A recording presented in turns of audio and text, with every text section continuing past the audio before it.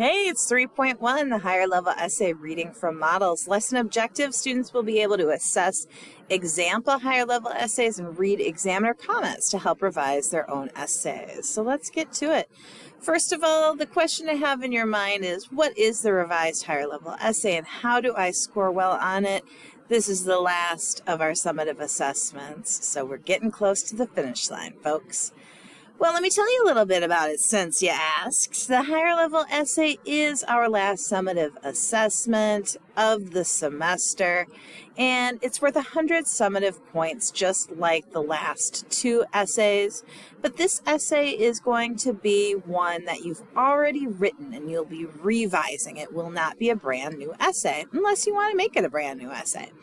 There are 3 mastery checks and 3 lessons for this unit, and you'll need to do those 3 mastery checks in order to be eligible for this summative assessment. The higher level essay is worth 100 points for class, and it's worth 20% of your IB score. So here's the pie chart that I've been showing you all semester. Last year you did the internal assessment, which was worth 20%. Right now we're working on the higher level essay, another 20%. And then the other 2 are the 2 exams in May that make up most of your score. But this is a good chunk, and so let's make sure we get you the highest score possible, okay? That's why we're doing this. Your revised higher level essay is due Friday, January 20th. That's a week from Friday. Okay, so I said already you can use one of the last 2 essays that you wrote, either your essay from Medea or your essay for the things they carried. Or you could go old school and use an essay you wrote last year if you want to. These are the works that you read last year. Now, the one exception is it can't be something that you did your internal assessment on. So most of you did your internal assessment on First They Killed My Father and Persepolis. So those are probably out for you, or whatever you did your oral on last year. Okay, but you could use an essay on one of those works if you think you wrote a better one, if the works this year just aren't resonating with you, that would be just fine. All right, let's talk about how to score high on criterion A. This criterion is all about knowledge, understanding, and interpretation. I have the red interpret there to remind us that is a crucial aspect of literary analysis, and it's sort of the culminating verb in my handy dandy chart that I'm going to show you in a sec. But let's quick look over the components of this criterion first of all. The first bullet point, how well does the candidate demonstrate knowledge and understanding of the work or text chosen? Well, in order to show good, excellent knowledge and understanding of the work or text chosen, you need to do some things, including look at the entire book, not just one chapter. You need to deal with the beginning, the middle, and the end of a book in order to show this excellent knowledge and understanding. You also need to use specific details instead of generalities, things like proper nouns, the names of people and places, specifics, precise textual information. Our second bullet point, to what extent does the candidate make use of knowledge and understanding of the work or text to draw conclusions in relation to the chosen topics? Well, in order to do this, you need to really spend some time with that line of inquiry that you developed at the beginning. What are you asking here? Is this really what interests you about the text? Is this what a literary analyst would ask? You need to come up with a valid claim that then answers that line of inquiry and make sure that it is valid by thinking through the entire book and your question that you're answering. And then finally, you need those rich ideas, you need that deeper theme, and you need to explore how that theme is created by these literary aspects that you are researching.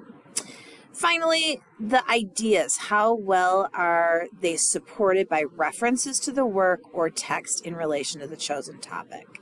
You have to use textual evidence to support every claim that you make in a higher level essay in order to score well, and not just the examples that everybody uses. You need to find just the best example for your point at that particular moment. All these things are hard to do, and that is why we're spending so much time on this.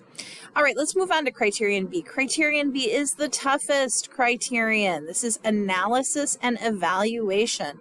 And the IB language reads like this. To what extent does the candidate analyze and evaluate how the choices of language, technique, and style, and broader authorial choices shape meaning in relation to the chosen topic? Well, let's unpack this a little bit and take a look at some of these words. First of all, analysis is key. And in a lot of your essays, I will tell you, hey, you know what? This is really more a descriptive essay than a literary analysis. And if we can understand the difference between those two, we're on track to being able to write a quality literary analysis.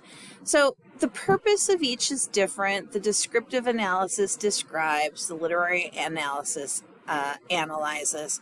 What does that mean? Well, a descriptive essay talks about an event or summarizes what happens in a chapter, lists different characters, explains why one does one thing and one does another thing, while a literary analysis argues, breaks down, picks apart, proves, supports, and defends. And so it spends less time describing the book and more time making their own unique points and then defending those points. It's kind of like you're fighting in a war. You're debating somebody else. You are challenging that your idea is correct and then finding support to get somebody to buy your argument. A descriptive thesis statement makes an overview, while a literary analysis thesis statement makes a debatable claim. So something that really has to be proven in order to be accepted. Interesting enough that you might think when you first read it, I don't really see how that could be true. You need to defend it in order for it to be believed. That's how profound it is. Okay, so this is the handy-dandy chart that I've been talking about. I made this chart to explain the process of writing a higher level essay or really doing any kind of literary analysis or literary criticism. And we start with those authorial choices, the DITs, right? Diction, imagery, tone, structure, and the atmosphere that's kind of silent. And then we move on to the effects. And then the last thing is the meaning. Now, criterion A has us deal with the meaning. It has us interpret. Okay? So that part is being assessed in criterion A already. Criterion B, though, is the rest of it. And this is really where the bulk of our work comes as literary critics. We have to start with those authorial choices or literary aspects and analyze them, then look at their effects on the reader's thoughts and feelings before we ever get to the interpretation. And that's, I think, why B is so hard. So let's unpack a little bit more of this and let's talk about analyzing and evaluating and what exactly these things mean.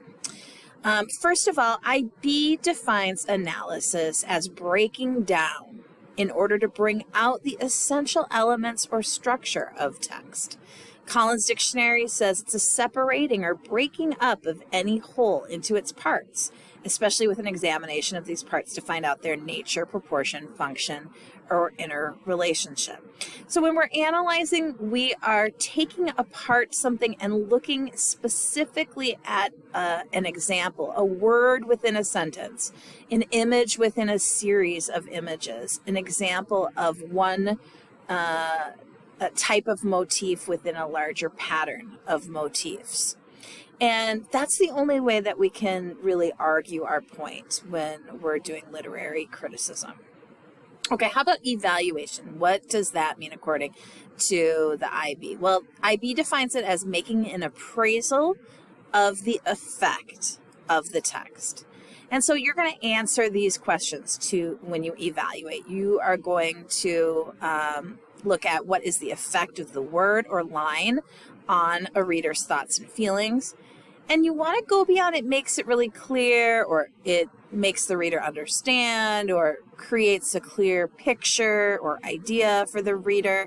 I hear that a lot, and that's really not evaluation, because all works do that. When you look at evaluation, you want to look at what makes this work different. What kinds of feelings are created, what kinds of ideas, and be as precise as possible. So you're going to include the feeling that you get from reading the word, the image, or the phrase, and the thoughts that come to mind through denotations and connotations. One way you can do this is by using some sentence frames. And this one goes like this. This use of authorial choice or literary aspect creates the thought or feeling that by doing this. Let me show you an example. The use of the fragmented structure creates the feeling that we are remembering war stories by showing us little shards of memories of the same story in multiple chapters. So that one is looking at the authorial choice or literary aspect of structure, and specifically fragmented structure in the things they carried. Here's another sentence frame you could use in order to make sure you're evaluating. This one reads, the word, line, image brings to mind the thought created because. So take a look at this one. The listing of the many different items the GIs carry and the corresponding weight brings to mind the oppression of war. Because we are reading the listing of so many things, we ourselves feel oppressed with the sheer number of items. All right, so these are examples of how to evaluate after you have analyzed. All right, let's move on now to a technical thing, but something that I think is important that I want to make sure you guys know how to do.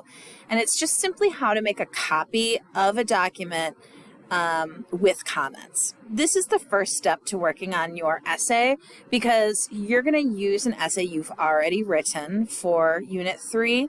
So you're going to want to find where you submitted that and where the comments are on that essay and make a copy.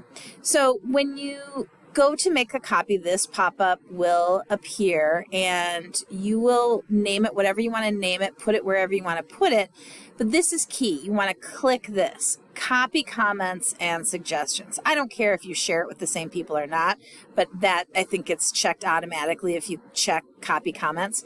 This is key. Copy those comments so that you have the information from the teacher so that you can use it as you revise. So click File, go to Make a Copy. In the copy document box that opens, click Copy Comments and Suggestions. Do it.